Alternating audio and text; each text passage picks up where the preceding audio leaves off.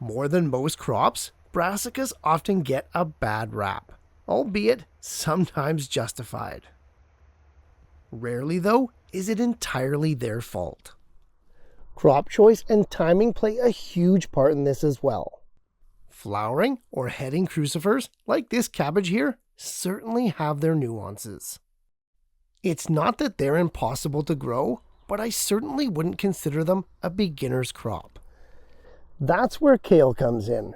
Varieties like this dinosaur kale here are so easy to grow and so nutritious, it'd be a crime not to plant some this year. As a non-fruiting brassica, kale is only grown for its lush, deliciously crunchy foliage. Less time, less hassle, but with all the vitamins and nutrients of its more difficult cousins. So today, let's plant some kale. We'll go over all the do's and don'ts, ensuring that this is going to be your best kale year ever. As we mentioned, kale is a cold-hardy, resistant, non-fruiting member of the Brassica family of plants.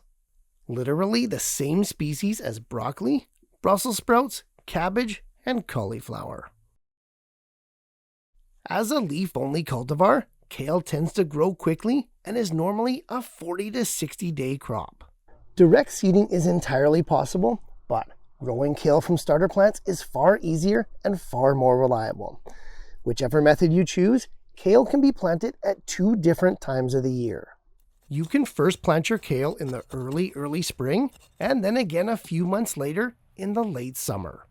This timing is crucial because you want to avoid not only growing, but also harvesting your kale in the dead heat of summer. On the flip side though, kale will live over winter just fine in most areas. But as a biennial plant, it's going to go to flower almost immediately the following spring, rendering all those leaves bitter and inedible. But for some added color and to attract those beautiful pollinators, letting your kale burst with blooms isn't necessarily a bad idea.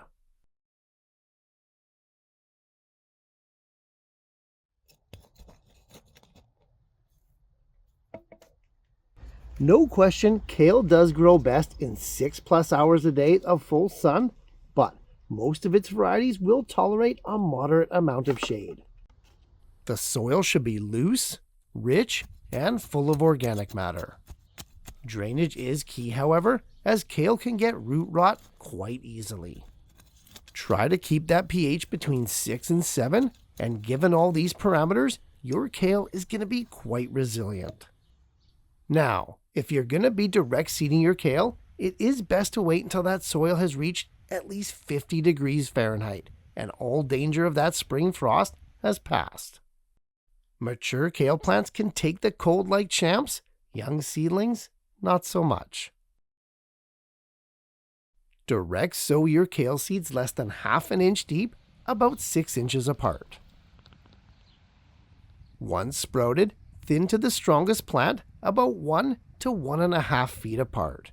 Kale is a pretty big plant, and it really does need its space.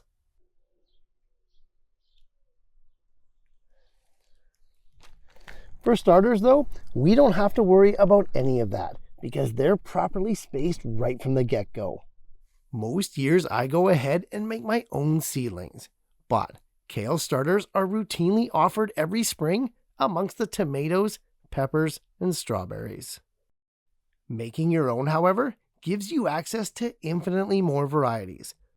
Plus, for those late summer plantings, it's often the only way to get starters in the first place, as most stores have given up on plants by that time of the year. One note on making your own starters though, is that before you bring these guys outside to plant in the garden, you gotta harden them off. Grown in the comfy confines of indoors, kale seedlings become large and lush, making them highly susceptible to the harsher elemental conditions of outside life. Hardening off though is super easy. Begin by bringing your young kale plants out on calm, overcast days. Just for a few hours at first. Gradually increase that light intensity, exposure to air motion, as well as the duration over the course of about 2 weeks.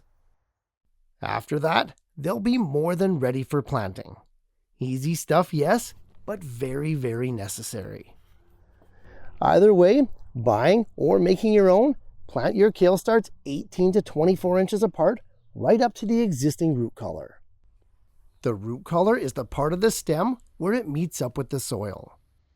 Try not to bury it too much. Planting is easy though, and it's quick work. As long as we get the spacing right, as well as that correct depth, we're gonna be successful with it. Once your kale is in and planted, the temptation to water is gonna be high. And we do need to water, for sure, but we need to mulch first. A 1-inch thick layer of leaves, grass, or straw is gonna tuck your kale in nicely, keeping the soil moist and those roots nice and cool.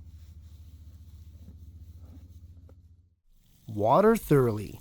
Really soak that profile to give your kale the best environment in which to thrive.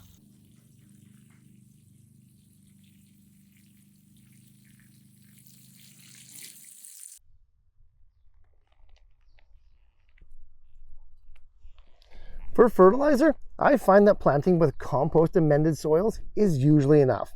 However, if your soils are poor, well, you may need to take action. With kale, fertilizing is rarely a problem, but when nutrient deficiencies do hit, they hit pretty hard, especially with nitrogen. A dilute liquid boost about 2 weeks after planting, or even some alfalfa meal incorporated into that topsoil, is usually enough. Remember though, as a leaf-only crop, you always want to be skewing slightly higher in that nitrogen for the best results. Pretty straightforward and nothing really out of the ordinary when you're planting kale. Still, we covered a lot here today, so let's go ahead and recap those main points.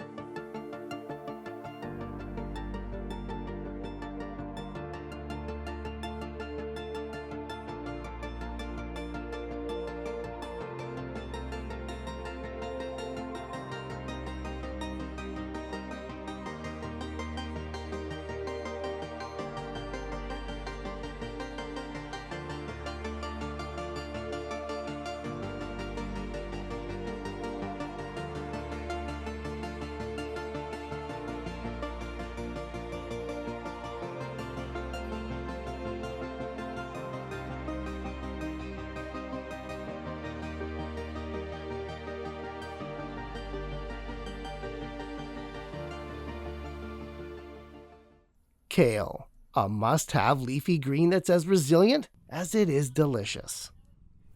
Hopefully these tips we covered here today lead you to your best kale year yet. Hey, as always, happy growing guys, and I'll see you soon.